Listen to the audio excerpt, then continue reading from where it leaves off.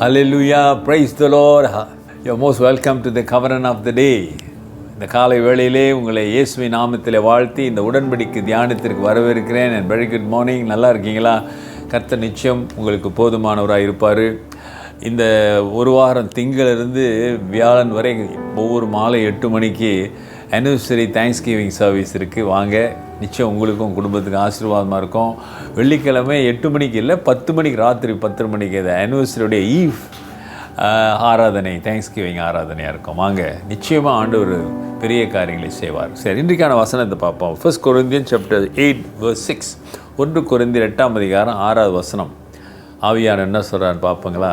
Yet for us there is one God, the Father of whom all things, and we for him, and one Lord Jesus Christ, through whom all things are, and through whom we live. Amen. பிதாவாகிய ஒரே தேவன் நமக்குண்டு, அவராலே சகலமும் உண்டாயிருக்கிறது, அவருக்கென்று நாமும் உண்டாயிருக்கிறோம். இயேசு கிறிஸ்து என்னும் ஒரே கர்த்தர் நமக்குண்டு, அவர் மூலமாய் சகலமும் உண்டாயிருக்கிறது, அவர் மூலமாய் நாமும் உண்டாயிருக்கிறோம். ஆமென். என்ன மாதிரியான ஒரு நம்பிக்கை, ஒரு விசுவாசம் பாருங்கள். ஆவியானவர் மூலம் நம்மளை அவர் உற்சாகப்படுத்துகிறார். பிதாவையும் கடவுளையும் இயேசுவையும் அவர் பிரிக்கவில்லை.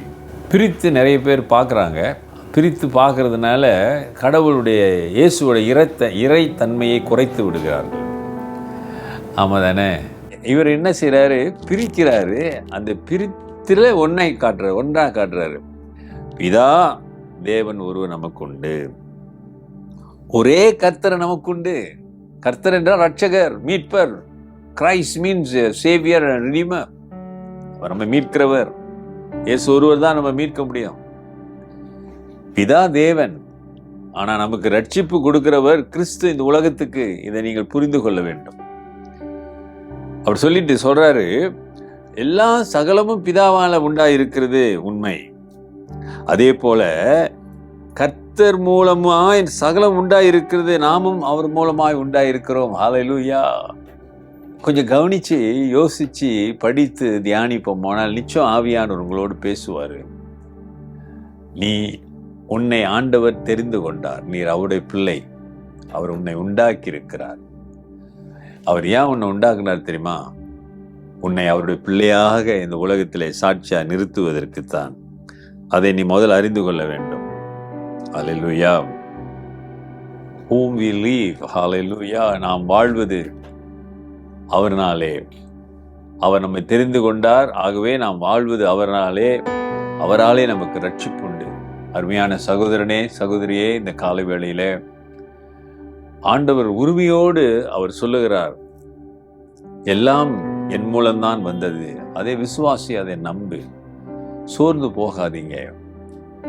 போராட்டங்கள் கிறிஸ்தவ வாழ்க்கையிலே, ஓட்டத்திலே வரும். ஆனால் நீ ஆண்டவருக்கு மகிமையாய் பார்க்கிற ஒரு மனிதனாக, ஒரு மனுஷியாக இருக்க வேண்டும். ஆண்டவர் உன்னை தெரிந்து கொண்டார். எதற்காக?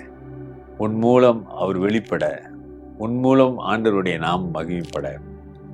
கர்த்தர் தாமே உங்களையும், உங்கள் குடும்பத்தையும், உங்கள் பிள்ளைகளையும் ஆசீர்வதிப்பார். கர்த்தருக்கு பயப்படுற பயத்திலே வளர வேண்டும். அல்லேலூயா. எதுவும் வெறுமையாய் செய்து விடாதீங்க. கர்த்தருக்கு மகிமையாய் செய்யுங்க. அது நிச்சயம், அது நஷ்டம் அல்ல. அல்லேலூயா. ஜெபிப்போம். நல்ல ஆண்டவரே, இந்த காலை வேளைக்காக நன்றி. நாமத்தை உயர்த்துகிறோம். நீர் எங்களை உண்டாக்கினீர், நாங்கள் உங்களுடையவர்கள் என்பதை இன்றைக்கு நாங்கள் பார்த்தோம். ஆண்டவரே, you are the creator and chosen us to be your children, Lord. We are live by your grace. உம்முடைய கிருபையினாலே நாங்கள் வாழ்கிறோம்.